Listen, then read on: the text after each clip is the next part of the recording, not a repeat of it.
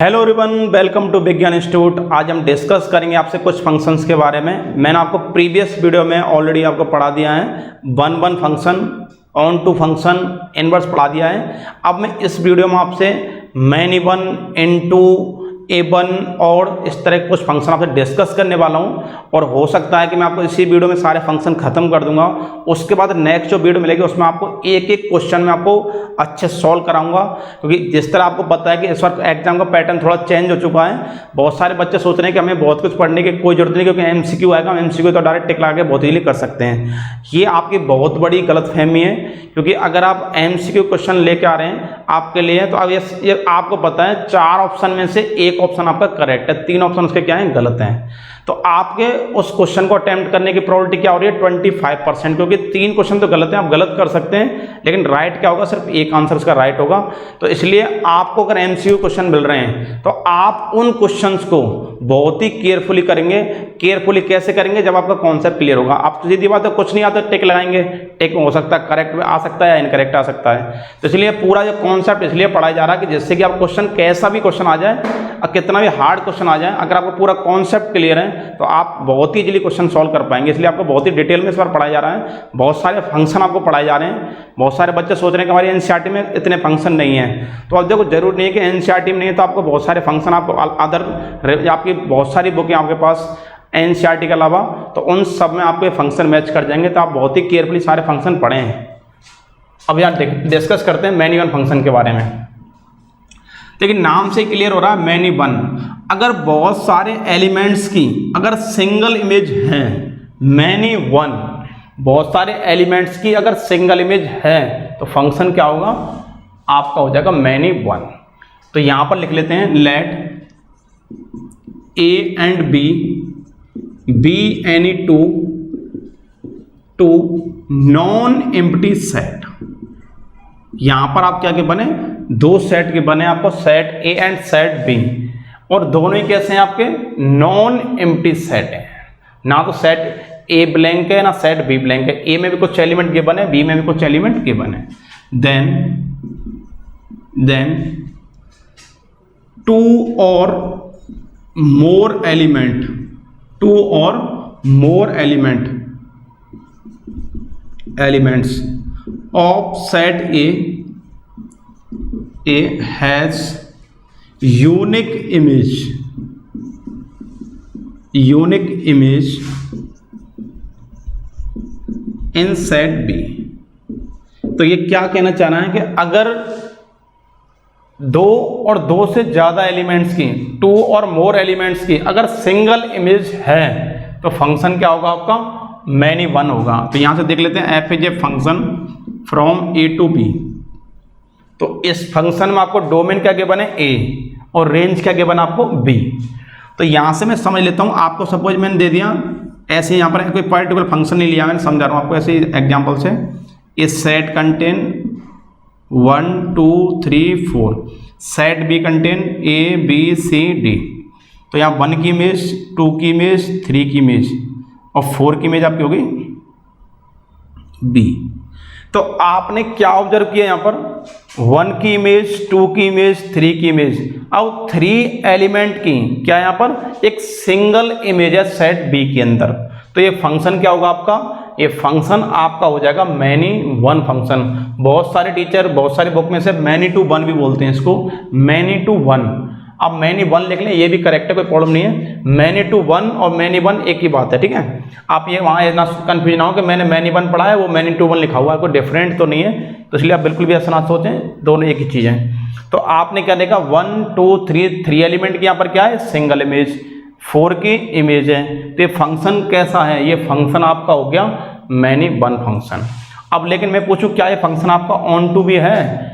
अब अगर on to क्यों, देखो ध्यान से, क्योंकि यहाँ पर रेंज क्या आ रही है, इसकी रेंज चेक करेंगे A और B, लेकिन कोडोमेन क्या है इसका, A B C D, दोनों इक्वल है, इक्वल नहीं है। तो ये फंक्शन आपका मैनी वन है लेकिन ऑन टू नहीं है। अब नेक्स्ट मैं डिस्कस करूंगा आपसे इनटू फंक्शन के बारे में। देखिए इनटू फंक्शन क्या होता है, बहुत ही इजी है। इनटू फंक्शन अब यहाँ पर देखो बार बार डेफिनेशन में सेम है, let A and B be any two non empty set same है लिखेंगे। अब लेकिन यहाँ पर एक खास बात है, लेकिन इसमें यहाँ पर एक खास बात यह है कि range of function not equal to क्या होती है, कोडोमेन होती है। मैं इसकी डेफिनेशन लिखाता हूँ, कोई दिक्कत नहीं आपको।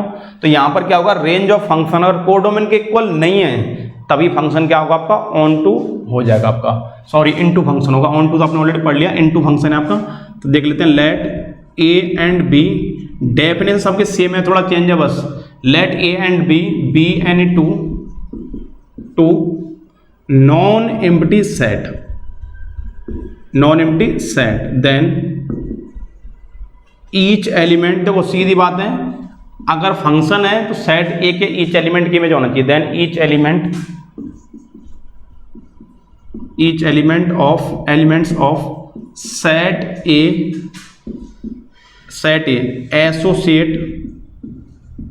Associate to different element in set B. अब फंक्शन आपको ऑलरेडी फंक्शन कंडीशन लिखनी है बस आपको, और यहाँ पर एक खास बात लिखनी है, रेंज ऑफ फंक्शन, ये इंपॉर्टेंट है बस, बाकी सब कुछ तो डेफिनेशन सेम है। Range of function not equal to क्या होना चाहिए, कोडोमेन। अगर आपके रेंज ऑफ फंक्शन कोडोमेन के इक्वल नहीं है तभी आपका फंक्शन क्या होगा, आपका इनटू फंक्शन होगा। अगर range of function equal to codomain है तो कौन सा फंक्शन होगा, तब आपका होता ऑन टू फंक्शन। आप कंफ्यूज ना हो, क्योंकि एक फंक्शन मैंने पढ़ा दिया आपको ऑन टू, एक पढ़ा आपको इनटू। कहीं सोच रहे हैं कि वहां पर तो इक्वल टू पढ़ाया था, यहाँ पर नॉट इक्वल टू पढ़ाने, पता नहीं क्या हो रहा है। तो इसलिए समझ लें आपसे, ये फंक्शन आपका इनटू है, वो फंक्शन आपका ऑन टू था। तो देख लेते हैं यहाँ पर, F is a function from set A to set B, ये इसका डोमेन है, इसकी रेंज। तो लेट कर लेते हैं एग्जाम्पल। तो सपोज आपने लेट कर लिया ए इक्वल टू यहाँ पर ले लिया 1 2 3 4 A B C D E. तो 1 की इमेज, 2 की इमेज, 3 की इमेज, 4 की इमेज। तो आपने क्या चेक किया, ये आपको सेट ए के बने या आपको सेट बी के बने। तो सेट ए के सभी एलिमेंट्स की इमेज है, फर्स्ट कंडीशन सेटिस्फाई फंक्शन वाली। 2 एलिमेंट की सिंगल इमेज हो सकती है, पॉसिबल है, तो ये आपका फंक्शन है, ये कंफर्म हो गया। लेकिन इसकी रेंज क्या क्या बने, ए बी सी, इसकी रेंज है ए बी सी, लेकिन कोडोमेन क्या है, A B C D E. अब देखिए रेंज और कोडोमेन दोनों इक्वल हैं क्या, दोनों इक्वल नहीं है, तो फंक्शन क्या आपका इनटू फंक्शन है। और इनटू के साथ और कौन सा फंक्शन है, 2 एलिमेंट की सिंगल इमेज भी है, 2 एलिमेंट्स की सिंगल इमेज भी है। तो फंक्शन क्या आपका मैनी वन इनटू फंक्शन हो गया। क्या नाम है इसका, मैनी वन इनटू फंक्शन। तो ये आपका हो चुका है मैनी वन इनटू फंक्शन। इस तरह आपने देख लिया हुआ, मैनी वन क्यों हुआ कि 2 एलिमेंट की सिंगल इमेज है, और इनटू क्यों हो गया कि इसकी रेंज कोडोमेन के इक्वल नहीं है, इसलिए आपका हो जाएगा इनटू फंक्शन। तो आपने पढ़ लिया होगा इनटू फंक्शन के बारे में। अब कुछ फंक्शन और रिमेनिंग है, ये और देख लेते हैं। देखिए एग्जाम में दिक्कत है कि A1 फंक्शन आ जाता है आपका, ज़्यादातर ये जो क्वेश्चन जो मैं बता रहा हूँ आपको A1 फंक्शन, ये आपका इंटीग्रेशन में यूज ज़्यादा हो जाता है इसका। आपने देखा होगा, अब ये खैर आपने पढ़ा नहीं होगा, हो सकता नहीं पता हो। लास्ट में आप चैप्टर 7 पढ़ेंगे, 7 चैप्टर में इंटीग्रेशन में जब लिमिट वाले जो क्वेश्चन होते हैं वहाँ पर लिमिट हाफ हो जाती है, वैल्यू डबल हो जाती है, उस वाले केस में वो कैसे होता है वो A1 और डिसाइड करते हैं। अगर फंक्शन आपका A1 फंक्शन होगा तभी वो वाला ये प्रॉपर्टी वहाँ पर यूज होगी, ध्यान रखना। तो इसलिए बहुत सारे बच्चों को पता नहीं चलता, टीचर क्या करते हैं फिजिक्स में बहुत सारे डेरिवेशन पढ़ाते हैं और वो डायरेक्ट क्या कर लेते हैं, लिमिट को हाफ किया, वैल्यू को डबल कर दिया, बच्चों को पता ही नहीं चलता है कि हो क्या रहा है, क्योंकि उन्हें पता ही नहीं होता कि A1 फंक्शन है क्या है। तो अगर आपको A1 फंक्शन देख, मैं जितना पढ़ा रहा हूँ ये बहुत ही यूजफुल है, इतना पढ़ लिया इसके बाद इतना इनफ है, ये मान लो बस, इससे ज़्यादा पढ़ने की कोई जरूरत नहीं है आपको। बोर्ड के लिए भी, एंट्रेंस एग्जाम के लिए बहुत यूजफुल है ये आपका। तो देख लेते A1 फंक्शन क्या होता है। अब देखिए A1 फंक्शन, पहले एग्जाम्पल दे रहा हूँ कि f(x) आपने क्या लिया, f माइनस एक्स पुट किया।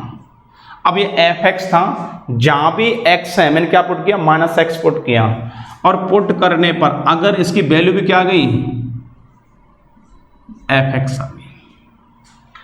आपने क्या देखा, जहां भी x है मैंने माइनस एक्स पुट किया, लेकिन रिजल्ट अभी भी क्या आ रहा है, इसका पॉजिटिव आ रहा है। मतलब आपने क्या देखा, जहां भी x में नेगेटिव x रख के देखा, लेकिन रिजल्ट पे कोई फर्क नहीं पड़ रहा है आपका, रिजल्ट पॉजिटिव है। लेकिन हालांकि ये क्या होना चाहिए था, नेगेटिव होना चाहिए था, लेकिन ये नेगेटिव नहीं हुआ, नेगेटिव नहीं हुआ। तो ये फंक्शन क्या होगा आपका, इवन फंक्शन होगा। अब मैं इसमें कुछ एग्जाम्पल सेट करूंगा, देन आपको पता लग जाएगा कि अच्छा ये इवन फंक्शन ये होता है, पता लग जाएगा आपको। तो पता लग गया होगा यहाँ पर ये फंक्शन इवन क्या होता है, ये कंडीशन ये है। बाकी कुछ एग्जाम्पल समझाऊंगा, आपको क्लियर हो जाएगा। जहां भी एक्स है मैं माइनस एक्स पुट करूंगा, माइनस एक्स पुट करने पर भी रिजल्ट क्या होना चाहिए, पॉजिटिव होना चाहिए। तो फंक्शन क्या होता है आपका, इवन फंक्शन। सपोज मैंने लिख दिया F x, F is a function, ऐसे लिख दिया, नेचुरल टू नेचुरल लिख दिया सपोज, या फिर रियल टू रियल लिख लेते हैं।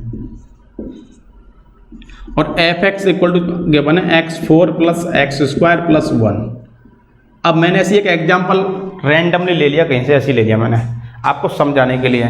अब मुझे चेक करना है कि क्या ये फंक्शन आपका इवन फंक्शन है या नहीं। तो सीधी बात है, मैंने क्या था, जहां भी एक्स है मैं क्या रखूंगा, नेगेटिव एक्स रखूंगा, माइनस एक्स। तो यहां से क्या आएगा, minus X to the power 4 plus minus X power 2 plus 1 आपका एज इट इज, क्योंकि आपको एक्स चेंज करना बस। तो ये आपको हो गया प्लस 1। तो आपको पता है माइनस का एक्स है, लेकिन पावर क्या है इसकी, इवन। इवन पावर पर ये क्या हो जाता है, प्लस। तो ये आएगा एक्स पावर 4, ये इवन पावर है तो ये हो जाएगा प्लस एक्स स्क्वायर प्लस 1। आपने क्या देखा, जहां भी x है मैंने क्या रखा, माइनस एक्स, लेकिन रिजल्ट अभी भी क्या आ रहा है, सेम आ रहा है। अब आपको पता है x पावर 4 एक्स स्क्वायर ये पूरा किसके इक्वल है, एफ एक्स के इक्वल है। तो यहां से क्या आएगा आपका, ये आपका माइनस एक्स, तो यहां से आएगा F minus X equal to, ये आपका दोबारा हो जाएगा एफ एक्स। आपने जहां भी x से क्या रखा, माइनस एक्स रख के देख लिया, और माइनस एक्स रखने पर भी रिजल्ट अभी भी क्या आ रहा है आपका, पॉजिटिव। तो फंक्शन क्या होगा आपका, इवन फंक्शन होगा। लेकिन और एग्जांपल और सेट करता हूं। सपोज मैंने ऐसा फंक्शन लिख लिया, f इज ए फंक्शन, मैं डायरेक्ट ले लेता हूं, रेंज वगैरह उसकी नीड नहीं है, डायरेक्ट ले रहा हूं समझाने के लिए। F X equal to X square plus खाली साइन एक्स लिख लेता हूं, चलो मैं और बड़ा कर सकता हूं, कोई प्रॉब्लम नहीं है। F X equal to sine square X. तो अब चेक करना क्या ये फंक्शन आपका इवन फंक्शन है या नहीं। तो आप क्या करेंगे, आपको ये तो पता होगा कि साइन स्क्वायर एक्स को आप क्या लिख सकते हैं, साइन एक्स का होल स्क्वायर लिख सकते हैं, सभी को पता होगा। लेकिन साइन एक्स स्क्वायर को आप साइन एक्स इसका होल स्क्वायर नहीं लिख सकते, सभी को पता होना चाहिए। अगर नहीं पता तो समझ लें आपसे, साइन स्क्वायर एक्स को आप साइन एक्स का होल स्क्वायर लिख सकते हैं, ये करेक्ट है एकदम। लेकिन साइन एक्स स्क्वायर को आप साइन एक्स का होल स्क्वायर नहीं ले सकते, आप ये समझ लें। तो यहां पर समझेंगे इसको मैं इवन ऑड के बारे में। जहां भी एक्स है क्या रखूंगा, माइनस एक्स। तो यहां से क्या आएगा, साइन, ये आपको हो जाएगा माइनस एक्स, इसे कर सकता हूं उसका होल स्क्वायर। और आपको प्रॉपर्टी पता होगा, अगर साइन माइनस एक्स है तो ये क्या हो जाता है, माइनस साइन एक्स आपका हो जाता है, सभी को पता होगा ये प्रॉपर्टी है। 11th क्लास में ट्रिगोनोमेट्री पढ़ी है सभी ने, ट्रिगोनोमेट्री क्योंकि बहुत ही बेसिक सी चीजें हैं। तो यहां से क्या आएगा, F minus X equal to, यहां से क्या आएगा, माइनस साइन एक्स का होल स्क्वायर। अब लेकिन माइनस साइन एक्स है और यहां पर क्या इसका होल स्क्वायर, पावर कैसी इवन, तो क्या होगा पॉजिटिव, तो ये बन जाएगा साइन स्क्वायर एक्स। आपने क्या देखा, देखिए यहां पर आपका आ गया F minus X as it is. अब देखिए एफ एक्स किसके इक्वल था, साइन स्क्वायर एक्स के, तो साइन स्क्वायर किसके इक्वल है, एफ एक्स के। तो यहां पर क्या पुट कर दें, पुट कर दीजिए, तो यहां से क्या आ गया, ये आ गया एफ एक्स। इस तरह से आपको आई होप आपको पता लग गया होगा इवन फंक्शन के बारे में। इवन फंक्शन क्या होता है, वहां पर टीचर आपको इतना डिटेल में कोई नहीं पढ़ाता है, सीधे क्या करते हैं, प्रॉपर्टी लगाई, सॉल्व कर दे, खत्म, बच्चा देखते रहता है चल क्या रहा है। तो इसलिए वहां पर इसलिए आपको ये ऐसा देखना ना पड़े कि चल क्या रहा है, कैसे कैसे हो रहा है, कहाँ से हो रहा है। क्योंकि सीधी बात है, जब बच्चा नॉर्मली ऑफलाइन कहीं कोचिंग वगैरह क्लास वगैरह कहीं ले रहा होता है तो वहाँ इतनी सारा क्राउड होता है, वहाँ पर अपने डाउट पूछ नहीं पाता है। उन्हें पता अगर मैं ये सारी चीज़ें पूछूंगा तो टीचर, बहुत सारे टीचर क्या करते हैं, इंसल्ट कर देते हैं बच्चे की, बेटा तुम्हें ये नहीं आता, तुम क्या पढ़ रहे हो। या फिर बच्चे में इतनी एजुकेशन होती है कि वो बैच में पूछ नहीं पाता है। अब लेकिन जहाँ उसको लग रहा है यहाँ डाउट हो गया, वो बच्चा वहीं के रुक जाता, आगे बढ़ता नहीं है, क्योंकि उन्हें पता है कि जहाँ मेरा डाउट आ गया है वो उसका दिमाग वहीं पे जाके फिक्स हो जाता, आगे बढ़ता नहीं है। तो इसलिए आपको एक एक चीज़ बहुत अच्छे से पढ़ाई जाएगी, बस आपको ध्यान से पढ़ना। क्योंकि मैंने नॉर्मली देखा कि बच्चों को आजकल कैसी हैबिट है, सीधे एक्सरसाइज निकालेंगे, क्वेश्चन कर देंगे, बहुत खुश हो जाएंगे। चैप्टर को पार्शली पढ़ते हैं, आप किसी भी चैप्टर को पार्शली ना पढ़ें।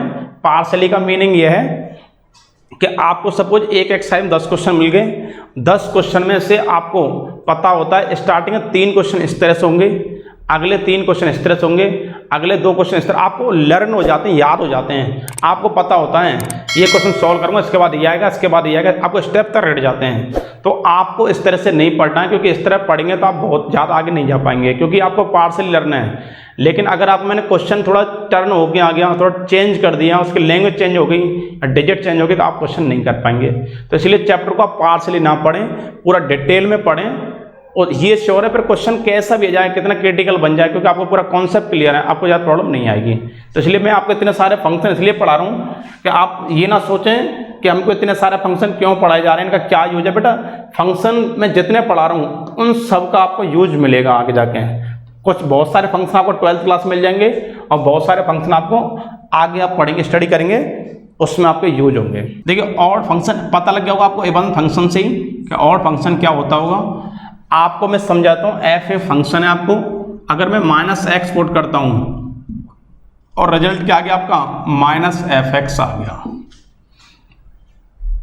आपने क्या देखा f -x, जहां भी x अगर -x पुट कर दूं और इसका रिजल्ट सेम आ रहा है, लेकिन क्या आ गया नेगेटिव आ गया, बाहर नेगेटिव आ गया, तो ये फंक्शन आपका क्या होगा ऑड फंक्शन आपका होगा। अगर मैं लिख दूं f एक फंक्शन f(x) के बने sin cube x, sin power 3x, इस तरह से sin स्क्वायर पढ़ा है, sin क्यूब पढ़ा है, इस तरह से, तो आपको sin क्यूब x गिवन है और चेक करना है कि ये फंक्शन आपका इवन है या ऑड है। अभी थोड़ी देर पहले मैंने पढ़ाया था, आपको पता ही है sin x, इससे क्या लिख सकता हूं मैं sin x का होल क्यूब लिख सकता हूं, पता ही आपको। तो यहां से अगर मैं करूं क्या आएगा f minus X equal to sine minus X to the power 3। तो आपको पता है साइन में अगर x नेगेटिव है तो क्या होता है माइनस साइन एक्स होता है, और इसकी पावर क्या 3, तो क्या आएगा minus sine x cube, sign cube x आपका, ये आपको हो जाएगा साइन क्यूब एक्स। और आपको पता है देखिए एफ एक्स किसके इक्वल था साइन क्यूब एक्स के, तो यहां से f माइनस एक्स ये आपका एज इट इज, तो f minus X equal to minus F X. तो ये फंक्शन क्या आपका क्या हो जाएगा, ये फंक्शन आपका हो गया ऑड फंक्शन। तो आप ये समझें ऑड फंक्शन कंडीशन आपको ये गिवन है, ये सही तरह आप एक बार देख लें। बस देखो ये हार्ड बिल्कुल भी नहीं है, बस देखो कोई भी चीज़ अगर आपने पढ़ी है तो बहुत ही ईजी है, क्योंकि आपको बिल्कुल भी हार्ड नहीं लगेगी। अगर कोई भी चीज़ कितनी भी ईजी हो और आपने नहीं पढ़ी है तो ये समझो आपके लिए वो बहुत हार्ड है। तो इसलिए आप कोशिश करें जितने ज़्यादा हो सके ज़्यादा से ज़्यादा फंक्शन की स्टडी करें, आपको और अच्छी आपकी नॉलेज होगी, वो गेन होगी, बहुत ज़्यादा बढ़ेगी आपकी नॉलेज।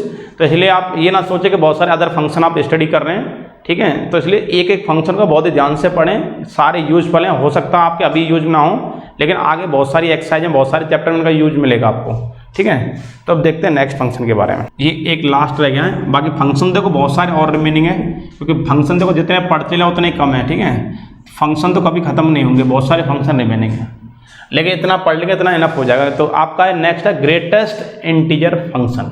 ये बहुत ही इंपॉर्टेंट फंक्शन है और बहुत ही इजी भी है। तो ग्रेटेस्ट में थोड़ा समझाता हूँ। ग्रेटेस्ट जैसे suppose F is a function real to real, इसका डोमेन क्या है रियल, रेंज क्या है इसकी रियल।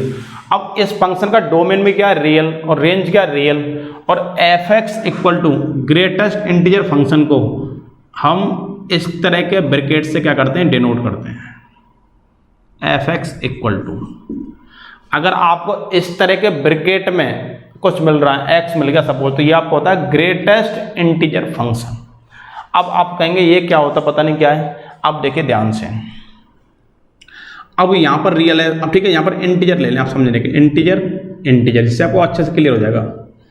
अब आपने सपोज पुट किया, अगर देखो आपने पुट किया f माइनस 3, तो आपका आएगा -3 का क्या आएगा -3 आ जाएगा सेम। अगर आपने पुट किया f माइनस 2, तो आप क्या आएगा -2 का -2 आ जाएगा सेम। आप कह रहे हैं इसमें फायदे क्या हो रहा है इस चीज़ से, ठीक है। अगर इंटीजर टू इंटीजर है तब, अगर सपोज ये मैंने कर दिया रियल टू रियल, फिर क्या होगा देखिए, आपको होता है रियल में सब कुछ आता है, देखिए ध्यान से, रियल पॉइंट भी आता है, फ्रैक्शन भी आता है, ठीक है, माइनस प्लस सब आता है। अगर मैं पुट कर दूं f 2.9, तो 2.9 का ग्रेटेस्ट इंटीजर फंक्शन क्या होता है, less than equal to X होता है।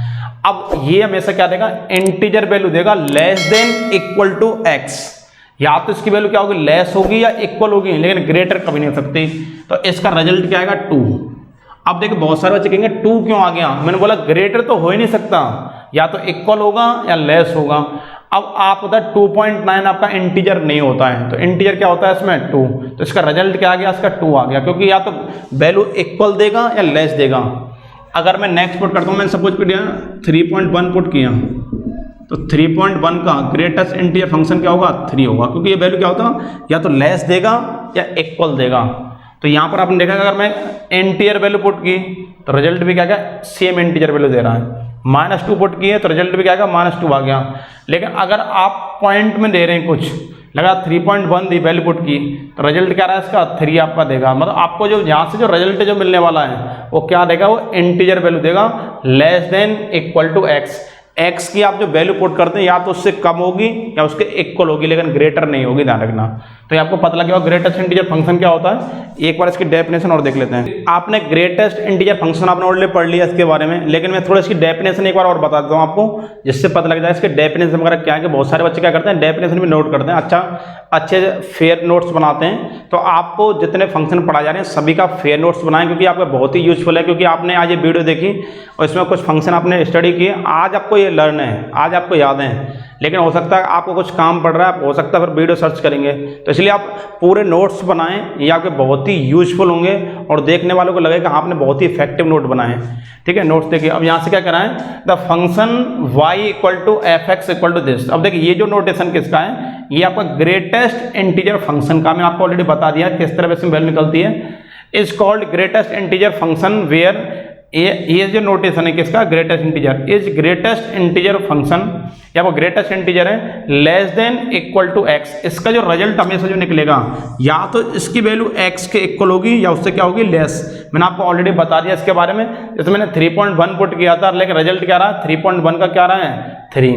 2.9 पुट किया यहाँ पर, तो रिजल्ट क्या गया, 2। तो यहाँ पर वैल्यू या तो क्या होगी, लेस होगी या इसके इक्वल होगी, लेकिन हमेशा क्या निकलेगी यहाँ से वैल्यू, इंटीजर में निकलेगी हमेशा। क्या निकलेगी, इंटीजर। तो ये आपको होता है ग्रेटेस्ट इंटीजर फंक्शन। तो इस तरह से आपने फंक्शन, बहुत सारे फंक्शन की स्टडी कर ली है और इतने फंक्शन आपने पढ़ लिए, इतना इनफ है। अब यहाँ से कुछ फंक्शन के आप नंबर ऑफ फंक्शन निकल पाएगा आपसे, number of one function, number of onto function, number, इस तरह पूछ सकता है आपसे। ठीक है, तो आपको ये तो पता लग गया फंक्शन के बारे में, कितने टाइप के फंक्शन आपने स्टडी किए। सारे फंक्शन के अच्छे से फेयर नोट्स बनाइए और उनकी स्टडी कीजिए, फिर आपको इंटरेस्ट क्रिएट हो जाएगा। ठीक है, अब यहाँ से आगे मैं आपको क्या करूँगा, नेक्स्ट जो वीडियो मिलने वाली है उस वीडियो में मैं आपको एनसीईआरटी के स्टार्टिंग से एंड तक इस चैप्टर के क्वेश्चन कराने वाला हूँ, फंक्शन से रिलेटेड। आपका 1.1 कंप्लीट हो चुका है और ये फंक्शन भी कंप्लीट हो चुके हैं। अब मैं आपको 1.2 जो चैप्टर है आपका एनसीईआरटी का वो कराऊंगा। पहले मैं आपको पूरा एनसीईआरटी कवर करने के बाद, चैप्टर 1 पूरा कंप्लीट करने के बाद, फिर मैं आपको प्रीवियस ईयर क्वेश्चन कैसे आते हैं इसमें, इस बार आपको पैटर्न भी चेंज हो गया, पता लग गया होगा। एमसीक्यू क्वेश्चन कैसे कैसे एमसीक्यू क्वेश्चन बन जाएंगे, वो सारे क्वेश्चन मैं आपको कराऊंगा। और अदर एंट्रेंस एग्जाम में रिलेशन फंक्शन किस तरह यूजफुल है, किस तरह के क्वेश्चन आपके वहाँ पर आते हैं, वो सारी चीज़ आपको 1 बाय 1 मैं कवर कराने वाला हूँ। क्योंकि अगर मैंने एक साथ सब कुछ कवर करा दिया तो आपको क्या मिक्स हो जाएगा, पता चलेगा कहाँ पर क्या चल रहा है। पहले मैं आपको पूरा कॉन्सेप्ट पढ़ाऊंगा, उसके बाद उसकी एनसीईआरटी से प्रॉब्लम कराऊंगा, देन आपको प्रीवियस ईयर क्वेश्चन कराऊंगा, फिर उसके बाद आपको बोर्ड के पैटर्न जो क्वेश्चन आने वाले हैं वो कराऊंगा, फिर उसके बाद आपके अदर एंट्रेंस एग्जाम में क्वेश्चन यूजफुल होंगे, इस तरह क्वेश्चन आपको कराने वाला हूं। तो अगर आपको ये वीडियो बहुत ही यूजफुल लग रही हो तो आप शेयर, कमेंट, लाइक करना ना भूलें। Thank you guys for watching this video.